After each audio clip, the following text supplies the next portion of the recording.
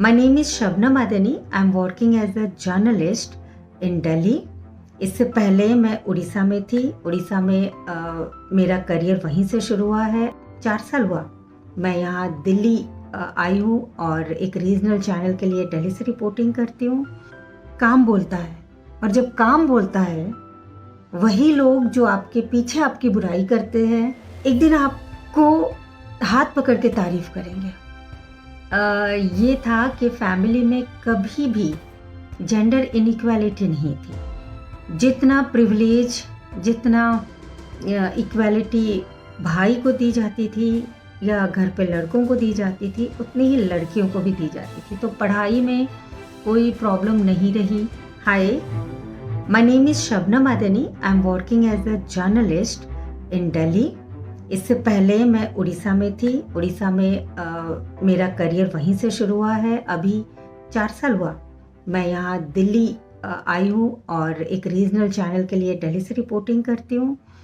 Basically मेरे काम को अप्रोक्सीमेटली 10 साल से ज़्यादा हो गया मैं इसी फील्ड में हूँ और इट्स अ चैलेंजिंग फील्ड और हर दिन आपको नया सीखने को मिलता है। प्रोफेशन और पैशन दोनों एक हो गए हैं, तो I am loving my job. मैं उड़ीसा से बिलोंग करती हूँ। उड़ीसा का एक छोटा सा गांव है भंजनगर, जो कि गंजाम डिस्ट्रिक्ट के अंदर आता है। वहीं से मेरी परवरिश, मेरी पढ़ाई और मेरा जॉब शुरू हुआ था। तो मैंने ग्रेजुएशन के बाद साइंस मैंने लिया हुआ था। ग्रेजुएशन के बाद मैंने बॉटनी में पीजी की हुई है।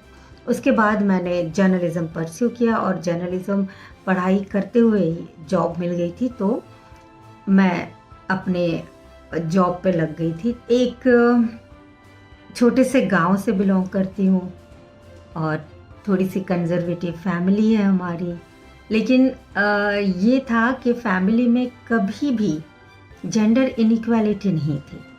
जितना प्रिविलेज, जितना इक्वालिटी भाई को दी जाती थी या घर पे लड़कों को दी जाती थी, उतनी ही लड़कियों को भी दी जाती थी। तो पढ़ाई में कोई प्रॉब्लम नहीं रही। याद अगर करूँ मैं अपने बचपन को, तो एक चीज़ बहुत ज़्यादा है। 7th स्टैंडर्ड में मैं फ़ेल हो गई थी और ये आज मैं पहली बार इस प्लेटफॉर्म में बोल रही हूँ। थैंक यू सो मच, आप लोगों ने मुझे वो प्लेटफॉर्म दिया। 7th स्टैंडर्ड में मैं फ़ेल हो गई थी। मेरी तबीयत ख़राब थी, टाइफाइड हो गया था और एग्ज़ाम्स दे नहीं पाई थी और मैं फ़ेल हो गई थी।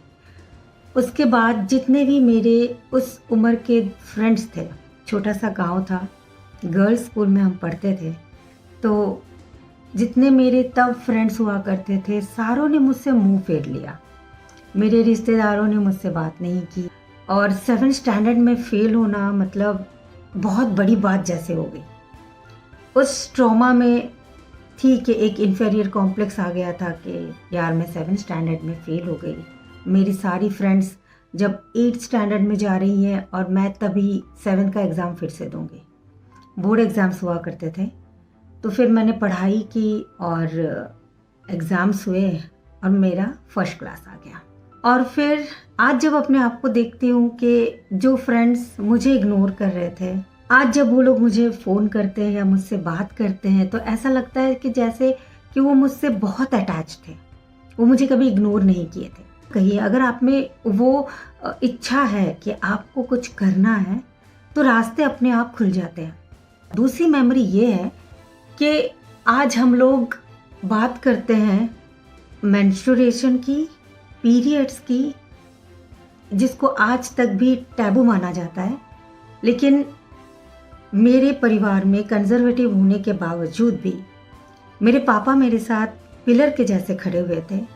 और मुझे आज भी याद है, जब मेरा फर्स्ट पीरियड आया था मुझे, तब घर पे 7 दिन तक सबको अलग रखना होता था, आपको अलग सोना होता था, आपके लिए अलग घर बनाया जाता था या एक रूम में आपको बंद करके रखा जाता था।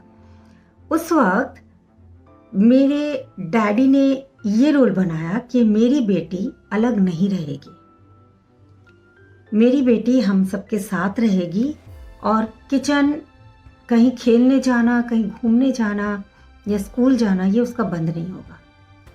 तो he used to be my pillar. तो घर पे अगर आपके भाई और आपके डैडी आपके सपोर्ट में है तो वो आपके सबसे बड़े पिलर हैं, वही आपको रास्ता दिखाते हैं। ये तो सबसे बड़ी बात थी मेरी। तो आज मैं अगर सोचती हूँ तो ये सारी टैबू जो है ना, मुझे लगता है कि ये सिर्फ एक मिथ है। स्ट्रगल शुरू हो गई थी क्योंकि पहले मैं एंटरटेनमेंट में काम करती थी, फिर मुझे न्यूज़ में शिफ्ट करना था, तो स्ट्रगल मेरी वहीं से शुरू हो गई थी। मुझे न्यूज़ पे आना था। एनी हाउ मैंने बहुत मेहनत की है, रात रात भर काम भी किया है मैंने, तब भी मुझे कुछ रिवार्ड्स नहीं मिल रहा था। तो फिर जैसे तैसे न्यूज़ में शिफ्ट हुए, और न्यूज़ पे आने के बाद जब आपको अपना नाम बनाना होता है या खुद को अपना परिचय देना पड़ता है कि यस आई एम दिस, मैं ये कर सकती हूँ, तो हर दिन आपको एग्ज़ाम देना पड़ता है, हर दिन आपको अपने आप से जीतना पड़ता है।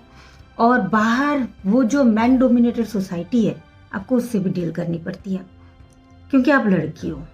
क्योंकि ये माना जाता है कि लड़कियां रात के 12 बजे तक काम नहीं कर सकती, लड़कियां कोई पॉलिटिकल स्टोरी नहीं कर सकती, लड़कियां कोई स्टिंग ऑपरेशन हुआ, कोई हार्ड स्टोरी हुई, वो नहीं कर सकती, जिसको आई थिंक मैंने ब्रेक किया है।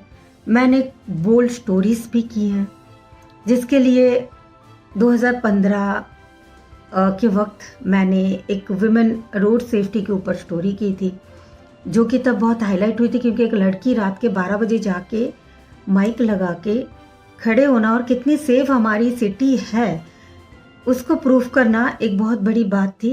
तब मैंने वो किया था, तो उसके लिए अप्रिशिएशन भी मिला था और कुछ लोगों ने इसको क्रिटिसाइज भी किया था। तो always criticise is welcome, but in a healthy manner. ये सोचना कि लड़की है मतलब वो कुछ अलग रास्ते से ही आगे बढ़ती है, ये गलत है, जो मैंने फेस किया है। लेकिन ये बात बोलूँगी कि हमेशा एक चीज़ का यकीन था कि अगर आप काम करते हो, आपका काम बोलता है, लोग आपके बारे में सब कुछ कहेंगे। और सबसे इजी टारगेट्स जो लड़कियां होती है वो उनका कैरेक्टर होता है। अगर लड़की आगे जाती है तो उसके कैरेक्टर पे उंगली उठा दो, वो वहीं रुक जाएगी। ये फेस किया है मैंने। तब बुरा लगता था, तब बहुत दर्द होता था, कि क्योंकि मैं जानती थी कि रात के 12-1 बजे तक बैठ के जब मैं एडिटिंग कर रही हूँ, जब मैं अपनी स्टोरीज़ को सजा रही हूँ, उन्हें टेलीकास्ट करने के लिए रात भर जाग रही हूँ, तो ये किसी शॉर्टकट से नहीं आया था, ये मेरी मेहनत थी। मन करता था कि जॉब छोड़ दूँ, चली जाऊँ, नहीं करना ऐसी जॉब जहाँ पे मेरी मेहनत की कोई इम्पोर्टेंस नहीं है। ये सोचा जाता है कि ये इस तरह से आगे बढ़ रही है, कोई शॉर्टकट यूज़ कर रही है, और स्टोरीज़ में लड़कों को आगे किया जाता था, हमें आगे जाने नहीं दिया जाता था। लेकिन उस वक्त मन में यही आता था कि नहीं, काम बोलता है, और जब काम बोलता है वही लोग जो आपके पीछे आपकी बुराई करते हैं एक दिन आपको हाथ पकड़ के तारीफ करेंगे। ऐसा हुआ भी। मेरे चैनल ने मुझे वो स्कोप दिया कि मैं यहाँ दिल्ली आके, मैं दिल्ली में पहली लड़की थी जो उड़िया चैनल से दिल्ली में आके काम कर रही है, वो भी इलेक्ट्रॉनिक्स मीडिया में, और बीट कवर कर रही है। तो ये मैं कहूँगी मेरे चैनल की वो ट्रस्ट थी कि जिसने कहा कि नहीं ये कर सकती है और अच्छी खासी स्टोरीज़ की।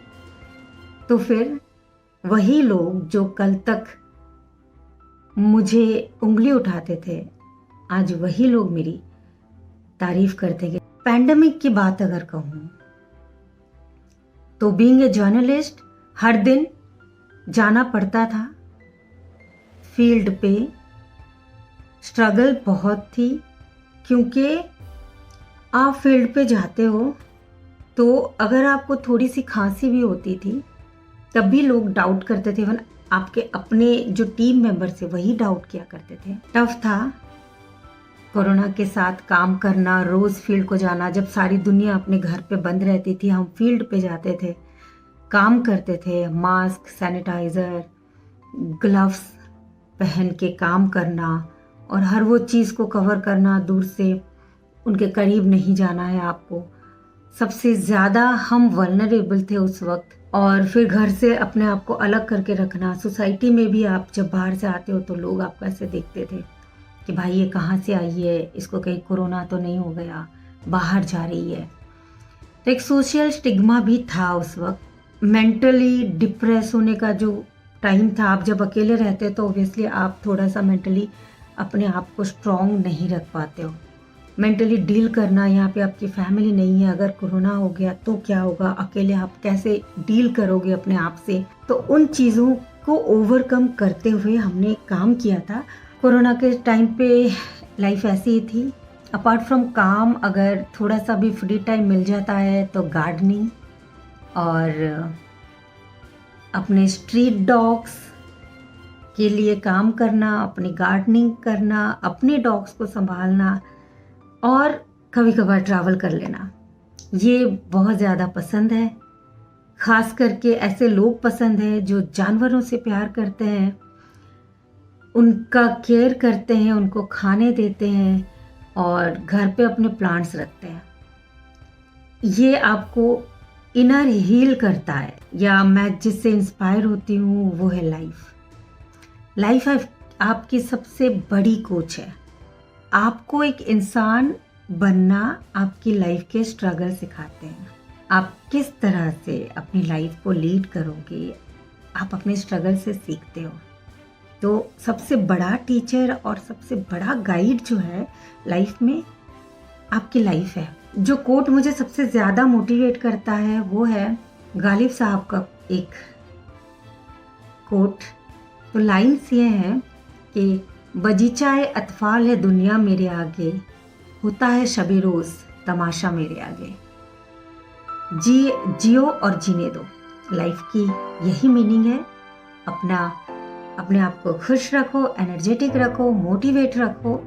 दोस्तों, ये थी एक ऐसी शख्सियत की कहानी जो उड़ीसा के एक छोटे से गांव में जन्मी, पली बड़ी। ग्रेजुएशन के बाद पीजी किया, जर्नलिज्म में परस्यू किया एंड साथ ही साथ आगे बढ़ी अपने करियर में। पढ़ाई के साथ साथ इसी फील्ड में काम भी करती गई। ये फील्ड इनका प्रोफेशन एंड पैशन दोनों बना और बस तभी से इन्हें अपने इस काम को करने में और ज़्यादा मज़ा आने लगा। इनका हौसला बढ़ता गया।